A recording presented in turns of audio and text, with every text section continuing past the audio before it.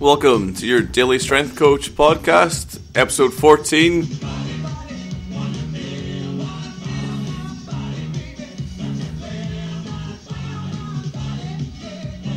Russian squat routine and weightlifting. How's it going? Welcome to episode 14 of your Daily Strength Coach podcast. You probably noticed that I didn't upload anything on Friday, just the way Friday worked out. We had a meeting late after work, and I kind of just one thing ran into another thing, and I just really didn't get any time to record the podcast. So when I've known that I wasn't going to have the time to record it, as you know, if you've been listening to this for the last couple of weeks, I typically just double up, and we'll do 2 in one day. So for going forward, certainly during pre-season as it's rocking on, I'll probably just I'll triple up on Wednesday just to get it done, but just to make up the numbers more than anything. I'm recording Friday's episode. Today is Sunday, the 12th of July, 2015. Today's question comes via email sent by Adam Pabani. Sorry if I mispronounced your second name there. Horrific with it.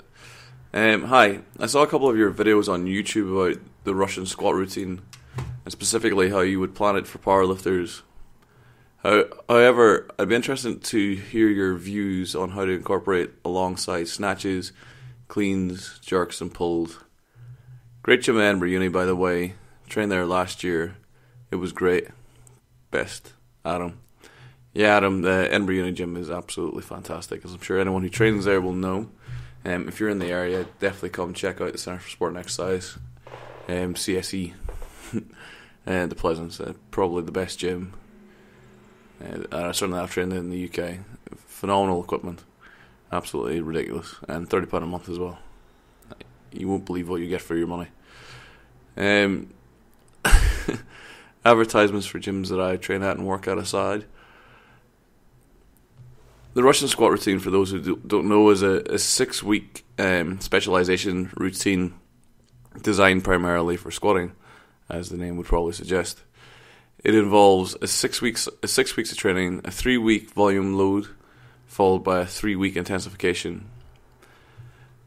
I'll link to calculators and whatnot, so I don't have to detail the description too much. But basically, you'll work your way from 6 sets of 3 up to 6 sets of 3, 6 sets of 6 at 80%, alternating between 6 sets of 2 and then 6-3, 6-4, 6-5, 6-6, with 6 sets of 2 in between each workout, up till 5 sets of 5 at 85%. That will make up the first 3 weeks of the program. This phase of the program is probably the most taxing, with the 6 sets of 5 and the 6 sets of 6, and possibly the 5 sets of 5 being the 3 most difficult workouts on the program. So to line this up beside weightlifting, you really need to be in a more general phase of preparation. So if you've got a comp coming up in the next 6 weeks, that is not the time to do a Russian squat routine. Or if you're in a very highly technique-driven block, you're doing a lot of clean and jerk, you're doing a lot of snatch, some pulls, some squats. You really want to prioritize the practice, so you really need to prioritize the competitive lifts or competitive lift variations during that kind of phase of training. So doing the Russian squat routine alongside that is going to take a lot out of your legs, so it's probably not the time to do that sort of training.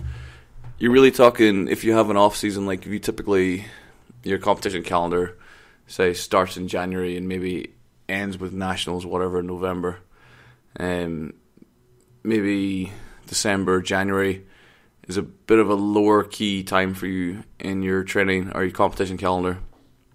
That's the sort of time you want to look at doing like a strength-based block, or look to like improve things like leg strength through back squats, and you can use the Russian squat routine for that. It will do an excellent job of that. Or you can use it for front squats perhaps, if you want to maybe make it a bit more specific to cleaning.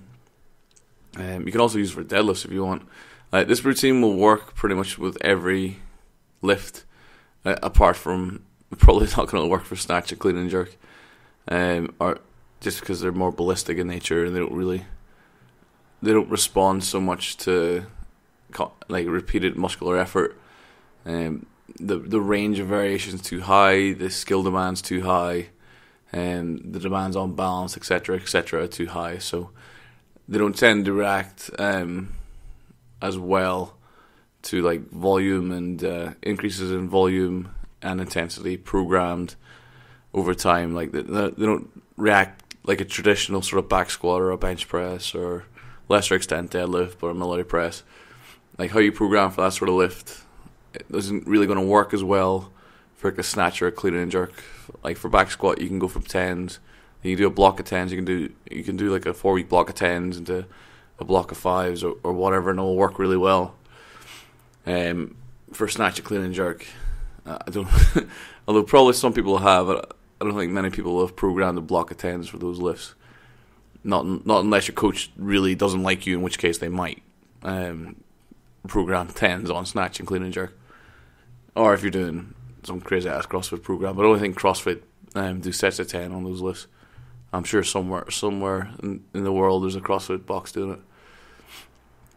But yeah, it's more like an off-season sort of thing. If you wanna know how like you balance it. So what I would say is on your snatch workout, like let's say you have 3 workouts. You have a snatch focused workout, a clean focused workout, and like a mixed workout. You want to be looking at the snatch focused workout for the bigger sessions. So like the 6 sets of 4, 6 sets of 5, and look to do more weightlifting in the 6x2 session. So even you could maybe do pulls and squats on your heavy days on the Russian squat routine, and then do your compare like clean and jerk snatches on the low days, so the 6 sets of 2 day. And I wouldn't really do much extra outside of that. So if you typically train 6 times a week, I would look to maybe revert to like a 3-day-a-week schedule, or maybe like a 4 or 5 day a week schedule, and really reduce the volume of the Olympic lifts you're doing, because the program is going to increase the recovery on your legs.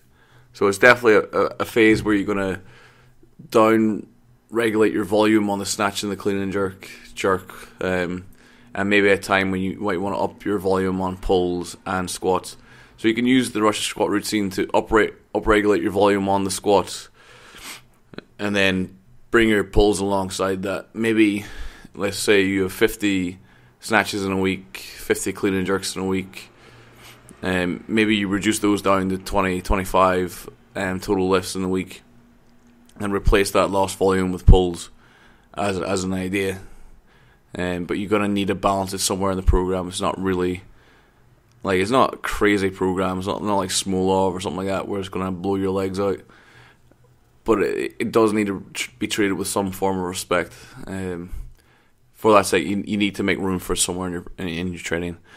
And due to that requirement, then it's probably best you do it in a non-specific preparation phase, an off-season, or if you're not competing in weightlifting, like if you just began lifting and you're taking your time to learn the lifts, and you want to get better at squat, then that's a pretty good time to do it as well.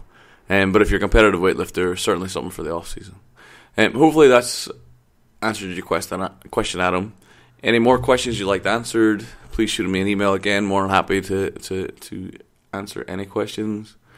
Comments below.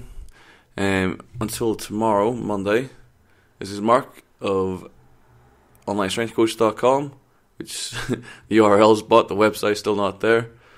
Again, lazy asshole, I know. Signing out. Till next time.